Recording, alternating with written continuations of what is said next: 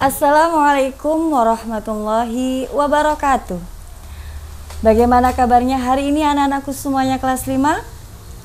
Semoga kalian semuanya selalu dalam keadaan sehat walafiat, beserta keluarga selalu dalam lindungan Allah Subhanahu wa Ta'ala.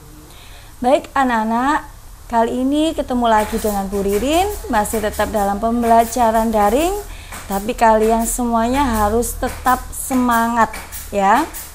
Baik anak-anak, sebelum pembelajaran hari ini kita mulai, marilah kita sama-sama membaca basmalah. Bismillahirrahmanirrahim.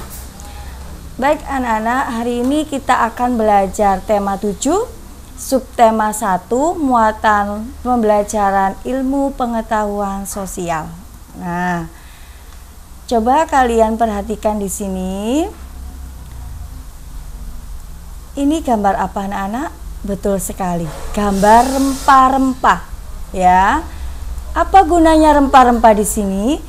Itu sebagai bumbu masak ya. Kemudian apa lagi? Sebagai dupa boleh, sebagai bumbu terapi juga boleh. Kemudian sebagai obat sakit gigi. Nah, jadi khasiatnya rempah-rempah itu banyak sekali. Nah, di sini rempah-rempah ini dengan Portugis. Nah, apa sih hubungannya? Nah, kita bahas hari ini ya.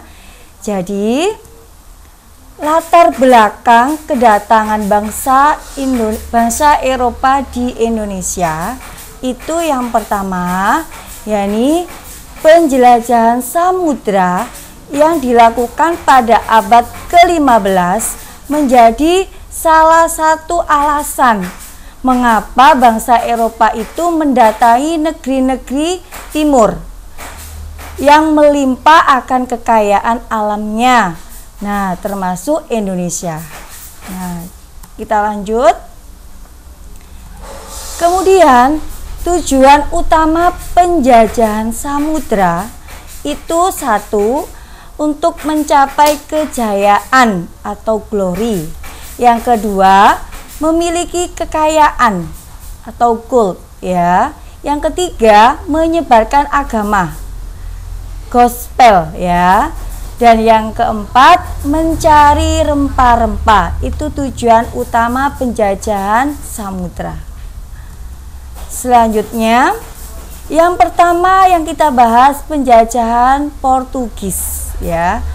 Portugis ini datang ke Malaka itu pada tahun 1511. Kemudian datang ke Maluku pada tahun 1512.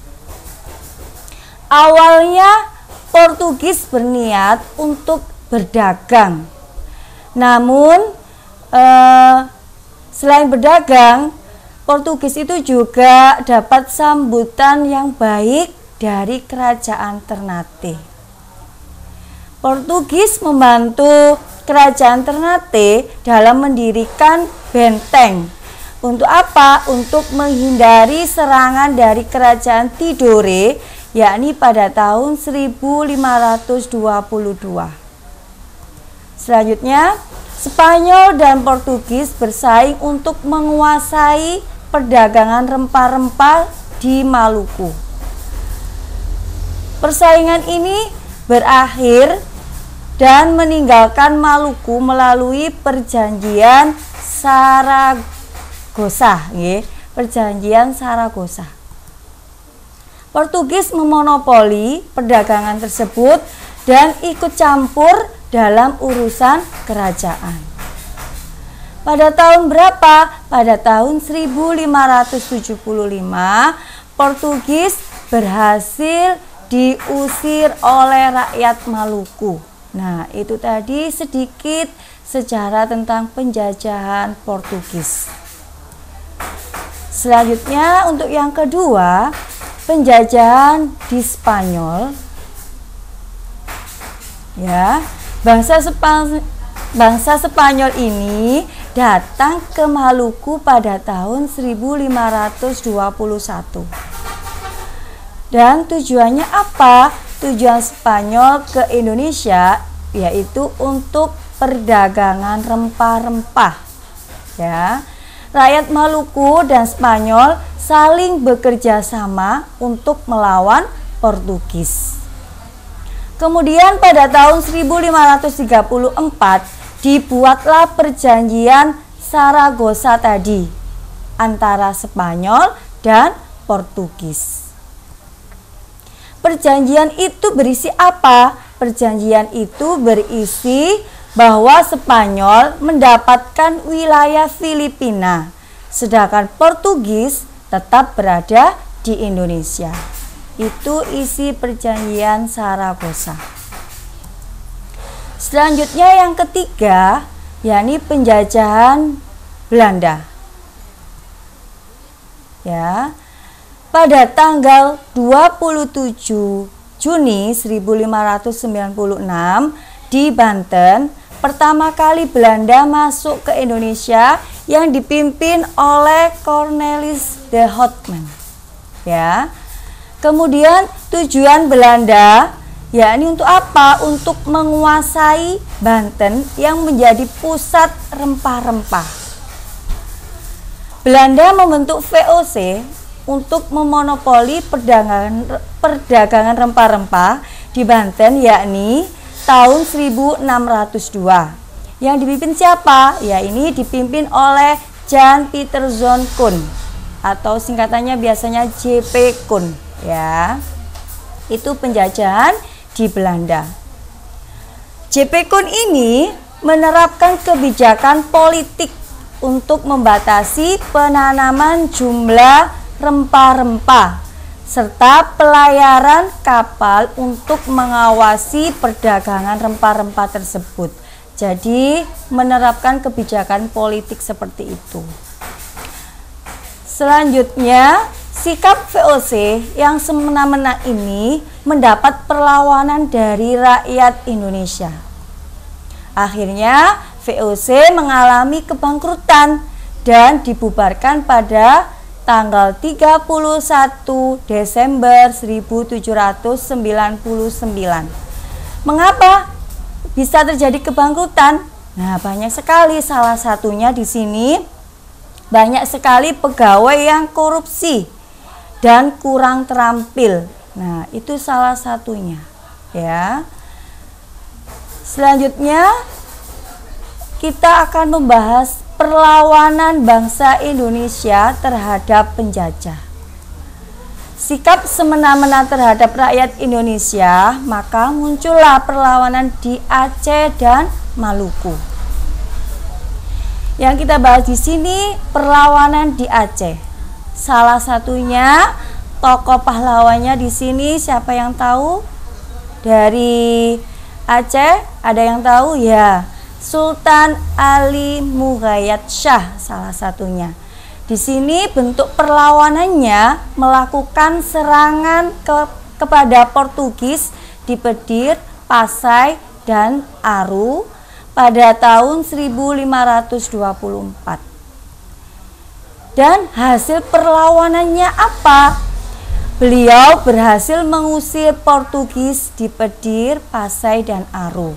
Ya, itu salah satu tokoh pahlawan dari Aceh. Yang kedua, perlawanan di Maluku. Di sini Bu Guru memberi salah satu contoh tokohnya, yakni Sultan Babungwal. Ya, di sini bentuk perlawanannya itu Sultan dan rakyat mengepung benteng Portugis di Ternate selama 5 tahun. Kemudian hasilnya apa? Hasil perlawanannya Sultan dan rakyat berhasil mengepung benteng tersebut, ya, di Ternate. Selanjutnya perlawanan terhadap Belanda. Di sini ada Teku Umar. Nah, dari Aceh. Bentuk perlawanannya berpura-pura bekerja sama dengan Belanda demi mendapatkan tambahan pasukan dan senjata. Ya. Kemudian hasil perlawanan tadi mengalami kegagalan, ya, Teuku Umar mengalami kegagalan karena ada pengkhianatan yang memberitahukan tentang persembunyiannya. Yang kedua, yakni ada Sisingamangaraja dari Sumatera Utara. Beliau membentuk perlawanan pada tanggal 19 Februari 1878 menyerang pos pasukan Belanda di Bahal Batu. Nah, hasilnya Sisingamangaraja ini mengalami kegagalan.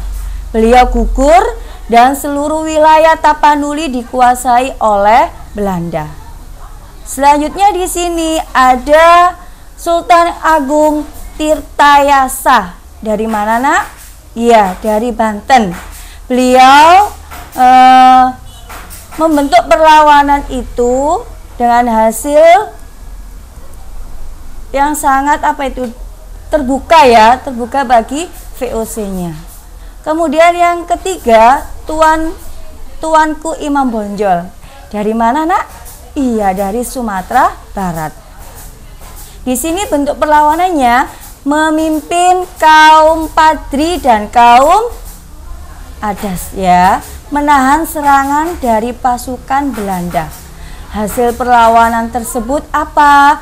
Hasilnya di sini beliau mengalami kegagalan juga dan bentengnya jatuh ke tangan Belanda dan beliau ditangkap dan ditahan. Nah, ini tadi beberapa contoh tokoh perlawanan terhadap Belanda. Nah, sekian anak-anak penjelasan dari Bu Guru tentang sejarah penjajahan di Indonesia. Untuk lebih lengkapnya lagi kalian bisa membacanya di LKS ya. Dan setelah kalian membacanya, Bu Guru ada tugas untuk kalian. Kalian kerjakan LKS di halaman 8, 13, dan 14. Itu kalian kerjakan di buku tugas ya. Bu, apa sama soalnya? Iya, karena itu sedikit, hanya 5 soal ya. Jadi ditulis soal dan jawabannya di buku tugas. Sekian dari Bu Guru. Semoga pembelajaran hari ini tentang sejarah bisa bermanfaat untuk kita semuanya, khususnya untuk kelas 5. Bu Guru akhiri, sebelum itu kita membaca hamdalah bersama. Alhamdulillahirabbil alamin. Baik anak-anak, tetap semangat dalam belajar, tetap jaga kesehatan dan istiqomah sholat duhanya. Sampai ketemu lagi. Wassalamualaikum warahmatullahi wabarakatuh.